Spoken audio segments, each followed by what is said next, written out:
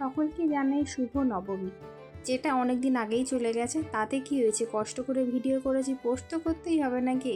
কাণ্ডটা দেখুন, এত সেজে গুজে বেরিয়ে কোনো লাভ হলো? বেরোনোর 1 সেকেন্ডের মাথায় বৃষ্টি শুরু হয়ে গেছে, মানে যা তা ব্যাপার। আমার মনে হয় পুজোটা যদি শীতকালে হতো তাতেও বোধহয় বৃষ্টি হতো। আরে বাবা, আমরা হলাম বাঙালি, ঝড় বৃষ্টি তুফান সব কিছু মাথায় নিয়ে ঠাকুর দেখতে বেরোব। রাস্তাঘাটের অবস্থা দেখেছেন, বৃষ্টিতে একেবারে ভিজে গেছে। যাই হোক, এই বৃষ্টি মাথায় নিয়ে আমরা পৌঁছে গেলাম প্রথম পুজো মণ্ডপে।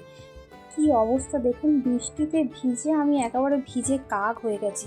আর এখন এই 6টার মতো বাজে, মণ্ডপ একেবারে ফাঁকা, কেউ নেই। এইদিকে আমি ফোনটা নিয়ে ব্যস্ত হয়ে পড়েছি, আর এই সুযোগে একেবারে সে সুযোগ পেয়ে ঠাকুরের মঞ্চে উঠে পড়েছে। প্রতিমাটা দেখুন, থিমটা একেবারে গ্রামের পরিবেশ, গ্রামের বধূর মতো শাড়ি পরানো, আর মণ্ডপ ফাঁকা পেলে যা হয় আর কি, সুযোগের সৎ ব্যবহার, ঢং করছিলাম আমি। আর এটা ছিল মণ্ডপের একেবারে পাশে। এখানে একটু পেট পুজো করে নিয়ে আবার সেই মণ্ডপে ফিরে গেছি।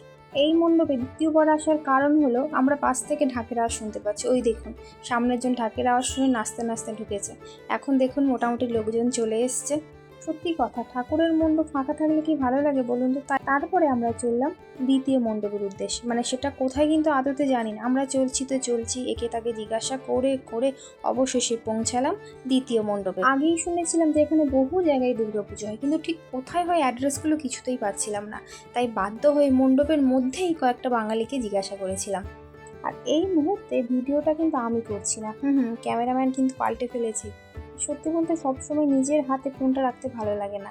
আর এই মুহূর্তে কি বলছিলাম বলো? আর এই মুহূর্তে আমি আমার পুচকেকে সকল ঠাকুরের সাথে পরিচয় করিয়ে দিচ্ছিলাম, মানে কোনটা কি ঠাকুর ওকে জানাচ্ছিলাম।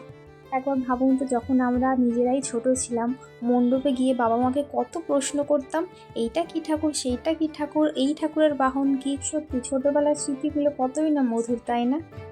এবার আমরা পৌঁছে গেলাম 3 নাম্বার মণ্ডপে। এই যে একেবারে গেটের মাথায় লেখা আছে বাঙালি সেবা সমাজ। জানি এইখানের পূজাটা গুজরাটি সংবাদপত্রে বেরিয়েছিল, সেটা দেখে আমরা এখানে এসেছি। এটা এই নিয়ে 18তম বছর। প্রতিটা মণ্ডপে বাংলাতে গান চলছে, আর বহুদিন পরে এরকম গান শুনে না ভীষণ ভালো লাগছে। কি সুন্দর সাজিয়েছে দেখুন। আর এইখানে পাশে চলছে সাংস্কৃতিক অনুষ্ঠান। আর ভিড়টা দেখেছেন, যত রাত হচ্ছে ভিড় বাড়ছে। বলেছিলাম না, বাঙালি তো ঝড় বৃষ্টি মাথায় নিয়ে ঠিক ঠাকুর দেখতে বেরোবে। আর এখানে প্রতিমাটা দেখুন কি অপূর্ব লাগছে।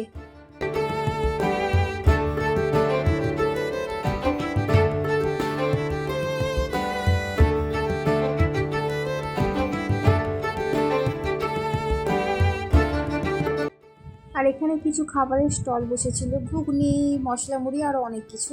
যদিও এখানে একটাও স্টল আমাদের পছন্দ হয়নি, তাই কিছু খেলাম না, চলে গেলাম পরবর্তী পুজো মণ্ডপের উদ্দেশ্যে। আর এই মণ্ডপটি রাস্তার একেবারে উল্টো দিকে, ওই দেখুন দূরে ওই আগের মণ্ডপ, আর এই মণ্ডপটি ঠিক তার অপোজিটেই রয়েছে। এখানের গেটটা বেশ সুন্দর সাজিয়েছে, তালপাতা, খেজুর পাতা, ফুল দিয়ে। আর যদিও এটা কোনো প্যান্ডেল নয়, এটা একটি হল ভাড়া করেই হয়েছে। এটা ছিল আমাদের লাস্ট প্রতিমা দর্শন। আরও কিছু ঠাকুর রয়েছে, তবে সেগুলো অনেকটা দূরে যেতে হবে, আর রাত তো অনেক। আর ওয়েস্ট বেঙ্গলের বাইরে যে একদিনে 4টে ঠাকুর দেখতে পেরেছি, এই আমার অনেক সৌভাগ্য। তাহলে ভিডিওটা আর বড় করছি না, এখানেই শেষ করছি।